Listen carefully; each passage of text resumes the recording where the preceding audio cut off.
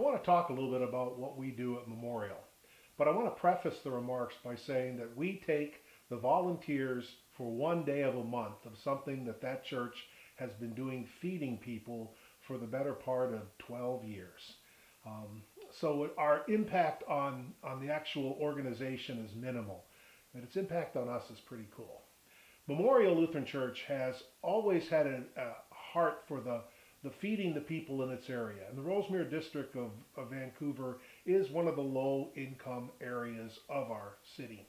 It began with a Friday night big jamboree dinner that went really kind of nice, and we provided volunteers for the last Friday of each month, and it was like everybody was eating together. It wasn't a food it wasn't like a handout. It was like a giant potluck where you didn't know who you were sitting next to, a homeless person, member of the congregation, volunteer, or just someone that had nothing better to do and wandered in off the street. It was really kind of nice. That no longer became viable, taken over by a different organization. About 5 years ago, two gentlemen said, well, we have to feed our people and we can do a simple lunch. And these two gentlemen from Memorial ventured to say, we want to take care of providing soup for people that would otherwise not have a good hot meal that day. And so every weekday, from roughly about 12 to 1, they would provide that. The meal would be made elsewhere, the soup, and provided by the angels of God, and they would feed people that the word got out, and upwards to 80 people usually every single day would come by.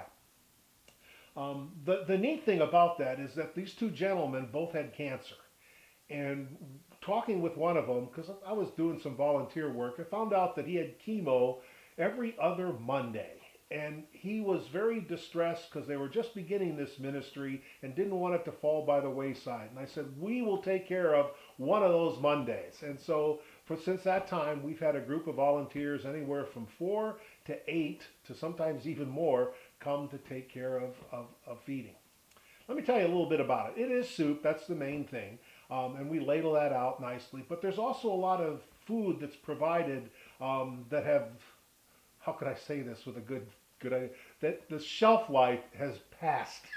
And they hand these out, and they're sandwiches, they're burritos, they're donuts, they're all sorts of stuff, and these are offered out as well. So the people that have no other kind of, I want to say, they have other places to go, but this becomes almost like their hangout every single day. So that's sort of the nature of that operation that we've been a part of, and doing pretty good when we get a chance to do that. But our thing is one day out of an entire month, so let's not pat ourselves on the back too much. I want to say the scripture application is from the tail end of the feeding of the 5,000. What I love about this passage, and we just used the last thing, all ate and were satisfied, is that here's 5,000 men, not including women and children. They were fed by one little boy's lunch. Now you had 5 rolls and 2 fish, which is a pretty humongous lunch for one little boy, but pretty pathetic for 5,000 people. And the neat thing about all this is all the donations that come in. Pieces here, pieces there, soup being made out of ingredients from different places. All this is combining to make sure that no one goes away hungry. We have containers that we use. We get rid of the soup and they take it home with them. We have an idea to say we're doing something really small. But what it is we're filling a void. People get dignity. They sit down at a table. They have some soup, conversation, a lot of joking and repartee. But the fact of the matter is, it's for a moment that you're not on the street. You're not homeless. You're not hungry. You're not cold. You're getting a kind of a glimpse of maybe a family life. And Jesus did more than that with the feeding of the 5,000.